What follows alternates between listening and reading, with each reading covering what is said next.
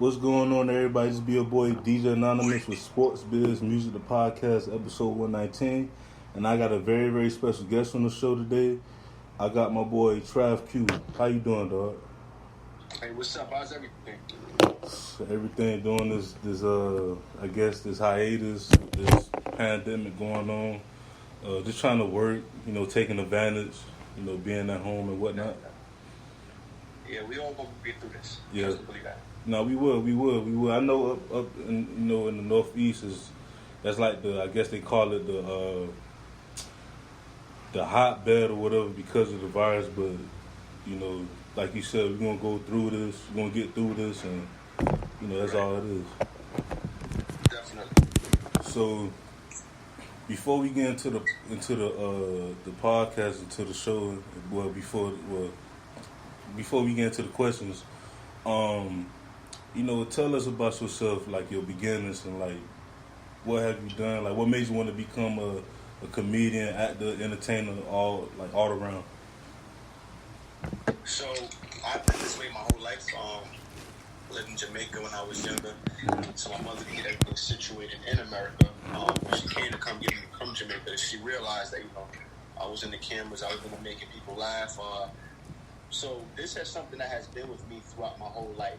Right. My journey officially started when I started putting videos out on YouTube, and also when Vine was out in 2013. That's when I started to take craft a lot serious because I was getting a lot of support, right, and getting a lot of fans as well. So I just continued on. That's what's up. So like how was it at the beginning? Because I hear a lot of YouTubers, a lot of people that was on Vine at the time. Like, was it challenging? Did your family accept it at the time? My family definitely did not accept it at the time. Well, I can't say all of my family. My mother didn't really accept it. Mm-hmm. My grandmother, my sisters, my brothers, they were all okay with it. They support me no matter what. But it was definitely challenging because, I had to drop out of school to chase this journey. Right. You understand? So I had to go back and tell my mother, this is what I want to do. This is my real dream. This is what I really want to chase. So that was like a difficult situation. And more so me just learning about, the craft, and it wasn't an easy journey, but I kept my foot on the gas and kept going. Right, that's what's up. Like, was it, I guess, nerve wracking at the beginning, especially when you dropped out of school? Like, was you nervous or scared at the point? Like, just like, all right, I'm dropping out of school, but I'm chasing my dreams. I wasn't more so nervous because it was just something that hit me that let me know that I need to do this. Mm-hmm. It was challenging as far as me just not being in school anymore because I've been in school throughout my whole life. Right. So just to chase a journey, not knowing where exactly where I'm going to end up, that's the only nerve-wracking part because you never know what's going to happen. You just leave with something and chase a dream. But I tell everyone this: if you have a dream, you have a goal, you have an accomplishment, you have to go forward. You have to go chase it because the more you set yourself back, the longer it's going to stay. Yeah, exactly. Like, me as a DJ, at the time, like, especially coming from here, from Miami, where there's so much competition and so much going on, I had to make some sacrifices too, as well, going to school. But I tell the kids all the time, like, as you grow, you start realizing, all right, I need to put myself to a point where if I want to chase this dream, I need to, not only sacrifice but also like be I guess had like RP to Kobe Bryant, but had that Mamba mentality, Definitely. So what was your breaking point during your career? Like, what was like that I guess that video that just blew out of nowhere that helped you leapfrog? So it was the video I posted on Vine where I was screaming in the McDonald's. I screamed and then I walked like nothing happened. So that was my first video that ever went viral. I didn't expect it to go viral, but it goes to show you when you're yourself, things like a lot of great things can happen. People gravitate towards some of the things you do. Like, a lot of people didn't agree with it at the time, but I'm screaming in the establishment or whatever the case. But at the end of the day, I was having fun and I didn't harm anyone, and people loved it. So did you I guess, did you take the changes, like, as your brand grow? Did you take it like, I guess, like you was just like, going with the flow, or was everything thrown at you like it was very new, like as you grew in your career from that point? One thing with my brand, I always thought outside the box. The things that you see me doing, the videos and the content that you see me put out are things that I would do on a regular basis without even recording myself. So it was more so what you see is really me. Yeah. You understand? When people meet me in person, I'm very, I'm very mellow and I'm very business minded as well. But when it's time to perform, then I have to perform. But these are things that she would do if we were hanging out and I would see a girl, I say you're beautiful, and I walk away from you, and I buy a drink, I don't get paid till next week. Yeah. These are things that I would do like on the regular, you understand? So me being able to be myself on the internet and not having to act like someone else is like a blessing. And I do have one question, and I know a lot of the audience want to know too, is that when I first seen you was doing I got bars, and then you was basically doing the artist like bars, and they had to figure out like this man really doing my bars. Like, was it like, I guess, off the top of the dome? Like when you seen them, did you just do it, or it was, I guess, like not planned, but it was like, I guess, before the cameras came on, like I'm a do this real quick. Like, was it? So the first one I did was a skit with Busta Rhymes. So yeah, that was an actual skit. The rest of them I do now is you got to do things on cue, because sometimes you walk up to people and if you tell them like, all right, I'm about to do this, they may be liable to say no, right? Or they may be liable to not give the reaction that the people want to see. You understand? Because sometimes some people can overact, and then people will just see right through that. So it has to be perfect. You just have to do it. Was you nervous when you first did it with Busta Rhymes, or you was just like, it was cool? Nah, I wasn't nervous at all. This is what I do for me. So. And when the artists reacted how they reacted, like, was you, I guess, like thrown off, or you was worried about they was gonna do something to you or whatnot? No, because it's more so I'm putting myself out there. So when you put yourself out there, you have to be ready to take everything that comes with it. So you always have to mentally prepare and physically prepare as well. Yeah, because one of my favorite ones was the one you did with Trav Que, and I was like...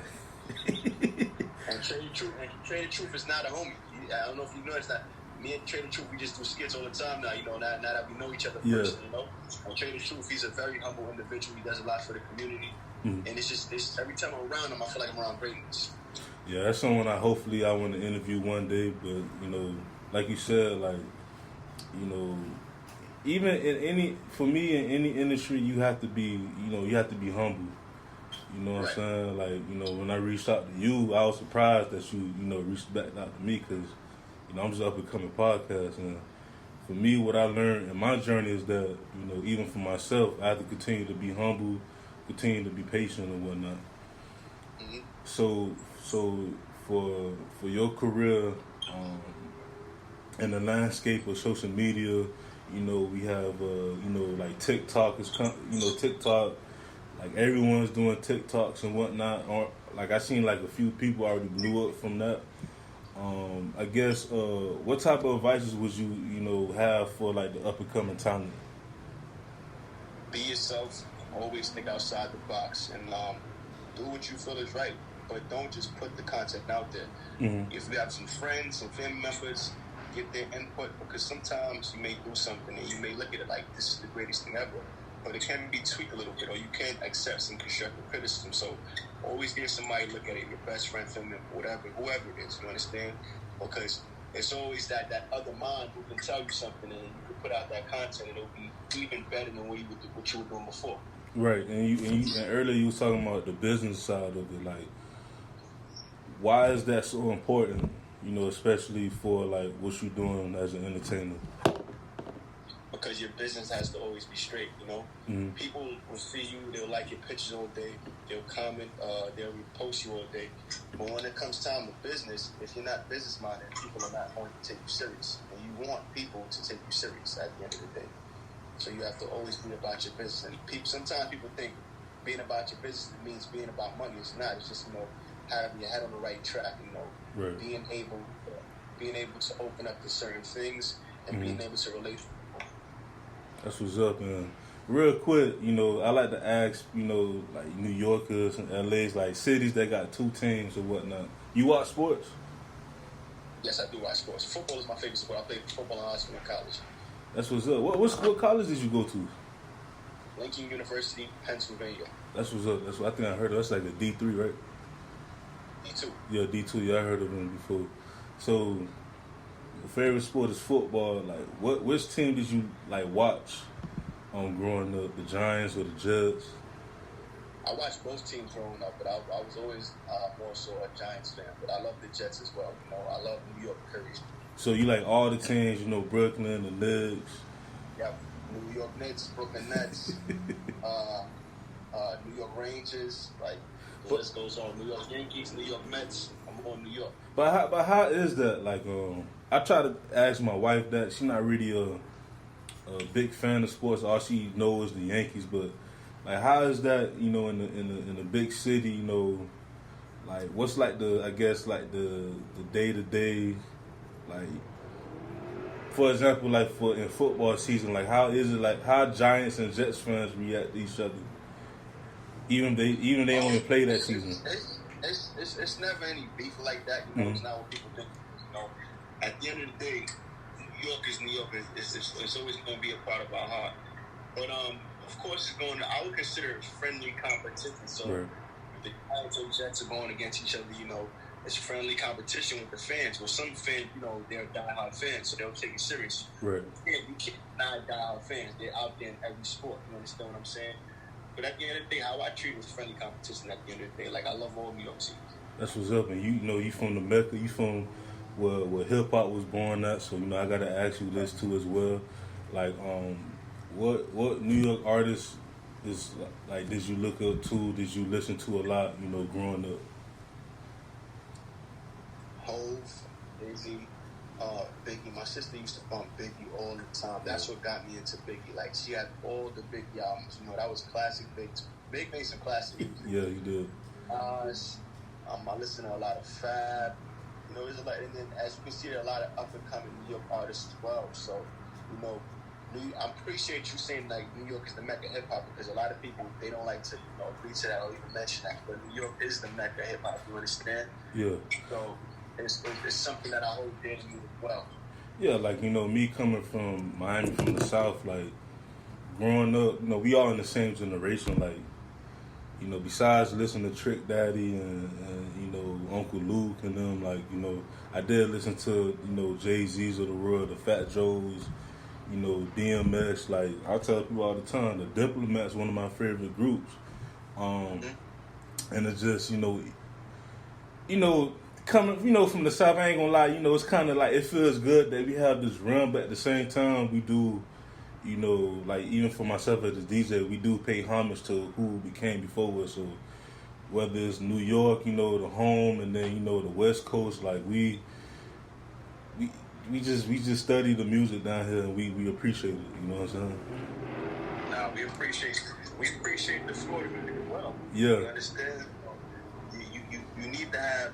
That's what I love about all the coasts. Everyone has their own sound. Everyone brings something to the table. That's why back in the days, when a New York artist got on the track with a down south artist, it was a hit. You understand? Yeah. Like, because we put our two brains together and we came up with something that everyone can relate to.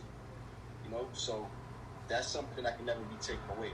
It's like we all have different cultures. We all come from different places. So whatever you put out creatively, and then, you know, once people gravitate towards it, yeah, it's like now in this generation, in this era, it's like, you know, 10, 15 years ago, I can tell like a New York artist, all right, he from New York, you know, or West Coast artist, he from LA or down south, he either from Atlanta or Houston or Miami somewhere. But now it's like, you know, like for example, Denzel Curry, he from the crib, but some people thought I thought he was from like New York somewhere, DC somewhere. You know, you have, you know, artists from up there like a Cardi B. Cardi B, she could, like when she talk, it's a New Yorker, but her music relate, you know, down south. And then you have Rod Wave from LA, but he sound like he from the south. But it's like you could just tell, like, you know, growing up in this generation, like, we all listen to different types of music, you know, growing up, different types.